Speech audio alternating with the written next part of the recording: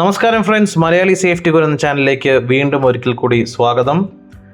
Health and safety documentation course ആയിട്ട് ചെയ്യുന്നുണ്ടോ? എന്താണ് ഈ ഡോക്യുമെന്റേഷൻ എന്ന് പറയുമ്പോൾ എന്താണ്?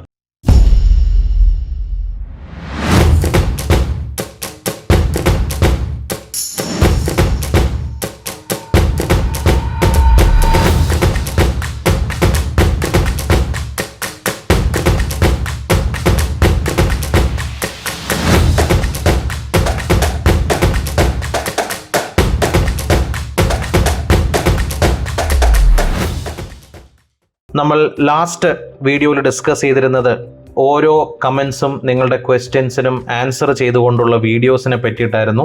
നമ്മൾ ലാസ്റ്റ് വീഡിയോയിൽ ഒരു ഇൻട്രൊഡക്ഷൻ പോലെ നമ്മൾ തുടങ്ങി. അതിൻ്റെ കണ്ടിന്യൂഷൻ ആയിട്ടാണ് നമ്മൾ ഈ വീഡിയോ ചെയ്യുന്നത്. സോ ഈ ചാനൽ ഇതുവരെ സബ്സ്ക്രൈബ് ചെയ്യാത്തവർ സബ്സ്ക്രൈബ് ചെയ്യുക, ബെൽ ഐക്കൺ അമർത്തി എല്ലാം നോട്ടിഫിക്കേഷൻസ് നിങ്ങൾക്ക് അലേർട്ട് ആകുന്ന രീതിയിൽ സെലക്ട് ചെയ്യുക.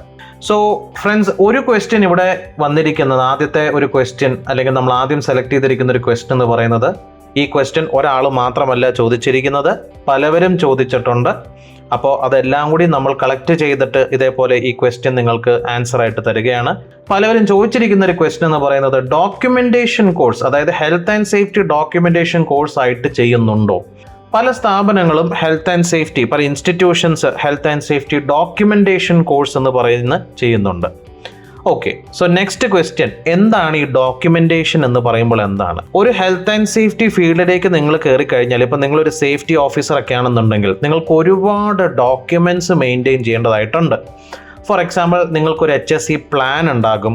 ഈ HSE പ്ലാൻ പ്രകാരം കുറേ ആക്ടിവിറ്റീസ് നിങ്ങൾ ചെയ്യാനുണ്ടാകും, കുറേ ഡോക്യുമെൻറ്റ്സ് മെയിൻറ്റെയിൻ ചെയ്യാനുണ്ടാകും.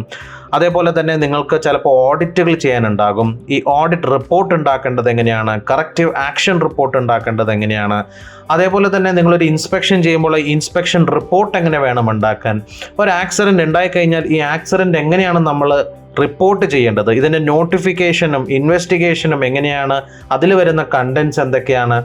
ഓക്കെ, അതേപോലെ തന്നെ നമ്മളൊരു സേഫ്റ്റി കമ്മിറ്റി ഒരു മീറ്റിംഗ് എടുത്തു കഴിയുമ്പോൾ അതിൻ്റെ അകത്ത് മിനിറ്റ്സ് നമ്മൾ ഉണ്ടാക്കേണ്ടത് എങ്ങനെയാണ്. ഇങ്ങനെയുള്ള പല കാര്യങ്ങളും നമുക്ക് ചെയ്യേണ്ടി വരുന്നുണ്ട് ഒരു സേഫ്റ്റിക്കാരന്.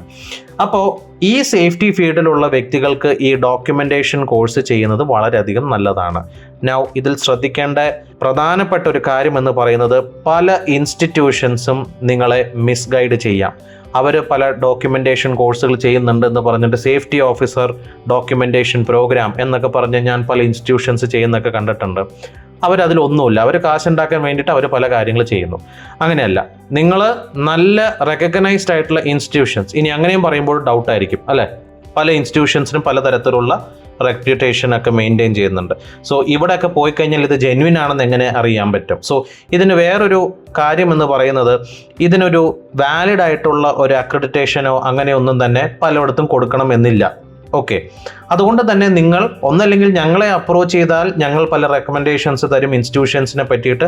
അല്ല എന്നുണ്ടെങ്കിൽ നിങ്ങൾക്ക് തന്നെ റിസർച്ച് ചെയ്യാം, ഏതൊക്കെ ഇൻസ്റ്റിറ്റ്യൂഷൻസ് ആണ് ഡോക്യുമെന്റേഷൻ കോഴ്സ് ചെയ്യുന്നത്. ഇപ്പോൾ ഏതൊക്കെ ഇൻസ്റ്റിറ്റ്യൂഷൻസ് ആണ് ഡോക്യുമെന്റേഷൻ കോഴ്സ് ചെയ്യുന്നതെന്ന് പറഞ്ഞു കഴിഞ്ഞാൽ നിങ്ങൾക്ക് ഗൂഗിൾ ചെയ്തിട്ട് ആദ്യം തന്നെ ഹെൽത്ത് ആൻഡ് സേഫ്റ്റി ഓഫീസേഴ്സിൻ്റെ ഡ്യൂട്ടീസ് എന്തൊക്കെയാണ്, എന്തൊക്കെ ഡോക്യുമെന്റ്സ് മെയിൻറ്റെയിൻ ചെയ്യണം എന്നുള്ളത് ഗൂഗിൾ ചെയ്യുക, ഒരു ലിസ്റ്റ് എടുക്കുക. അല്ലെങ്കിൽ ഞങ്ങളുടെ മുന്നത്തെ വീഡിയോയിൽ ഹെൽത്ത് ആൻഡ് സേഫ്റ്റി ഓഫീസേഴ്സിൻ്റെ ഡ്യൂട്ടീസ് എന്തൊക്കെയാണെന്ന് ഞങ്ങൾ പറഞ്ഞിട്ടുണ്ട്, എന്തൊക്കെ ഡോക്യുമെൻറ്റ്സ് മെയിൻറ്റെയിൻ ചെയ്യണമെന്ന് പറഞ്ഞിട്ടുണ്ട്. അപ്പോൾ നിങ്ങൾക്ക് വേണമെന്നുണ്ടെങ്കിൽ ആ ഡീറ്റെയിൽസ് ഒക്കെ എടുത്തതിന് ശേഷം നിങ്ങൾക്ക് ഏതെങ്കിലും ഇൻസ്റ്റിറ്റ്യൂഷൻസിനെ വിളിച്ചതാ ഇന്ന കാര്യങ്ങൾ പഠിപ്പിക്കുന്നുണ്ടോ എന്ന് ചോദിക്കാം. അവരില്ല, ഇത് അങ്ങനെയല്ല ഇങ്ങനെയല്ല എന്ന് പറയുകയാണെന്നുണ്ടെങ്കിൽ ഒരു പക്ഷേ ചിലപ്പോൾ അവർ ക്യാഷിന് വേണ്ടിയിട്ട് അവർ ഏതെങ്കിലും ഒരു കോഴ്സ് നിങ്ങൾക്ക് തലയിൽ കെട്ടിവെക്കുന്നതായിരിക്കാം. അതുകൊണ്ട് ഇങ്ങനെയുള്ള ക്ലാരിഫിക്കേഷൻ ആദ്യം നിങ്ങൾ വച്ചതിന് ശേഷം മാത്രമേ ഇൻസ്റ്റിറ്റ്യൂഷൻസിനെ വിളിച്ച് ചോദിക്കുക. ഇല്ലെങ്കിൽ ഞങ്ങളുടെ സഹായം നിങ്ങൾക്ക് എപ്പോൾ വേണമെങ്കിലും ആവശ്യപ്പെടാം, ഞങ്ങൾ റെക്കമെൻഡ് ചെയ്തു തരാം. ഓക്കെ, സോ ഡോക്യുമെന്റേഷൻ കോഴ്സ് വളരെ അധികം ഇമ്പോർട്ടൻ്റ് ആണ്. ഇനി ഡോക്യുമെന്റേഷൻ കോഴ്സ് ചെയ്ത് കഴിഞ്ഞാൽ എനിക്ക് സേഫ്റ്റി ഓഫീസർ ജോലി കിട്ടോ? ഇല്ല. ഡോക്യുമെന്റേഷൻ കോഴ്സ് മാത്രം ചെയ്തുകൊണ്ട് സേഫ്റ്റി ഓഫീസർ ജോബ് ആരും തരാമെന്ന് പറയില്ല. ഡോക്യുമെന്റേഷൻ കോഴ്സ് നിങ്ങൾ ചെയ്ത് കഴിഞ്ഞാൽ സേഫ്റ്റി ഓഫീസർ മെയിൻറ്റെയിൻ ചെയ്യുമ്പോഴുള്ള ഡ്യൂട്ടീസിൽ എന്തൊക്കെ ഡോക്യുമെൻറ്റ്സ് നിങ്ങൾക്ക് ചെയ്യാനായിട്ടുള്ളതുണ്ട് എന്നുള്ളതിനെ പറ്റി നിങ്ങൾക്ക് മനസ്സിലാക്കാൻ പറ്റും. ഇതുകൊണ്ട് ഇൻ്റർവ്യൂസിൽ നിങ്ങൾക്ക് നല്ല രീതിയിൽ പെർഫോം ചെയ്യാൻ പറ്റും. പെർഫോം നല്ലപോലെ ചെയ്ത് കഴിഞ്ഞാൽ ജോലി കിട്ടാനായിട്ടുള്ള സാധ്യതകൾ കൂടുതലുണ്ട്. മുന്നത്തെ ഒരു വീഡിയോയിൽ ഞങ്ങൾ പറയുകയുണ്ടായി, ഇപ്പോഴത്തെ ഇൻ്റർവ്യൂസിൽ ഡയറക്റ്റ് ആയിട്ടുള്ള questions, what is safety, what is health, okay, what is an accident, what is an incident, ഇങ്ങനെയുള്ള ക്വസ്റ്റ്യൻസ് ഒന്നുമല്ല. ഇപ്പോൾ ഇൻ്റർവ്യൂവിൽ പ്രോബ്ലം സോൾവിങ് സ്കിൽസ് ഉള്ള വ്യക്തിയാണോ എന്നാണ് അവർ നോക്കുന്നത്. നിങ്ങളുടെ മുന്നിൽ അവരൊരു സിനാരിയോ അല്ലെങ്കിൽ ഒരു സിറ്റുവേഷൻ പറഞ്ഞു തന്ന് ആ സിറ്റുവേഷൻ നിങ്ങൾ എങ്ങനെ റിസോൾവ് ചെയ്യും എന്നാണ് നിങ്ങളോട് ചോദിക്കുക. അപ്പോൾ ഈ സ്കിൽസാണ് ഡെവലപ്പ് ചെയ്യേണ്ടത്.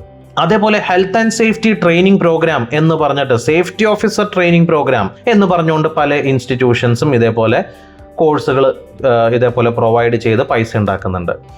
ഈ സേഫ്റ്റി ഓഫീസർ ട്രെയിനിങ് പ്രോഗ്രാം എന്ന് പറയുമ്പോഴും നമ്മൾ ശ്രദ്ധിക്കണം, ഇതിൽ ജെന്യുവൻ ആയിട്ടുള്ള കണ്ടന്റുകൾ വരുന്നുണ്ടോ എന്നുള്ളത് നോക്കണം. അഗെയിൻ ഞാൻ നേരത്തെ ഡോക്യുമെൻറ്റേഷൻ പ്രോഗ്രാം ചെയ്യുന്നുണ്ടെങ്കിൽ ഞാൻ പറഞ്ഞ അതേ സ്റ്റെപ്സ് തന്നെ ഫോളോ ചെയ്യുക.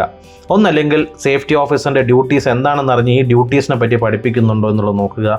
അല്ല എന്നുണ്ടെങ്കിൽ ഞങ്ങൾ അപ്രോച്ച് ചെയ്യുക. സോ ഇതെല്ലാം പഠിച്ചു കഴിഞ്ഞാൽ ജോബ് നിങ്ങൾക്ക് ഗ്യാരണ്ടീഡ് ആയിട്ട് കിട്ടുമെന്നല്ല പറയുന്നത്, നിങ്ങൾ നിങ്ങളുടെ സ്കിൽസ് അപ്ഡേറ്റ് ചെയ്യുകയാണ്. ഇത് നിങ്ങളുടെ ജോബിലും നിങ്ങൾക്ക് മറ്റുള്ള ഇൻ്റർവ്യൂസിലും പെർഫോം ചെയ്യാനായിട്ടുള്ള സ്കിൽസാണ് കൂടി വരുന്നത്. ഇത് ഇമ്പോർട്ടൻ്റ് ആണ്.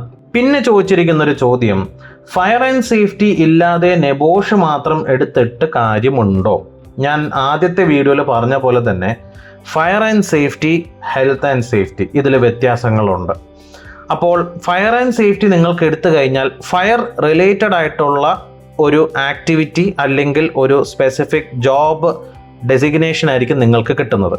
ഇനി ചില കമ്പനീസിൽ ഫയർ ആൻഡ് സേഫ്റ്റി മാത്രം എടുത്ത് ഹെൽത്ത് ആൻഡ് സേഫ്റ്റി ഓഫീസറുമായിട്ട് നിങ്ങൾക്ക് വർക്ക് ചെയ്യാം. പക്ഷേ ഇതിലുള്ള പ്രോബ്ലം ഞാൻ ആദ്യത്തെ വീഡിയോയിൽ പറഞ്ഞ പോലെ തന്നെ ഫയർ ആൻഡ് സേഫ്റ്റി എടുത്ത് നിങ്ങൾ ഏതെങ്കിലും ഒരു കമ്പനിയിൽ സേഫ്റ്റി ആയിട്ട് ജോയിൻ ചെയ്ത് കഴിഞ്ഞാൽ പിന്നെ ഭാവിയിൽ മറ്റുള്ള കമ്പനീസിൽ കയറണമെന്നുണ്ടെങ്കിൽ വീണ്ടും നമുക്ക് ഹെൽത്ത് ആൻഡ് സേഫ്റ്റി റിലേറ്റഡ് ആയിട്ടുള്ള കോഴ്സുകൾ എടുക്കേണ്ടി വരും. നിലവിൽ ഹെൽത്ത് ആൻഡ് സേഫ്റ്റി കോഴ്സുകൾ ഏറ്റവും കൂടുതൽ ഡിമാൻഡ് ചെയ്യുന്നത് കമ്പനീസ് ചോദിക്കുന്നത് നെബോഷാണ്. നെബോഷിൻ്റെ IGC അഥവാ IG എന്ന് പറയുന്ന കോഴ്സാണ്. ഇത് എല്ലാ കമ്പനീസും അറൗണ്ട് ഒരു 90-95% കമ്പനീസ് ഗൾഫിലുള്ളതാണ് പ്രധാനമായിട്ടും ചോദിക്കുന്നത്. ഇതുകൂടാതെ എല്ലാ രാജ്യങ്ങൾക്കും ഇത് ആവശ്യമായിട്ട് ചോദിക്കുന്നുണ്ട്. ഇവരാണ് കൂടുതൽ ഇതേപോലെ നെബോഷ് വേണം എന്ന് പറയുന്നത്.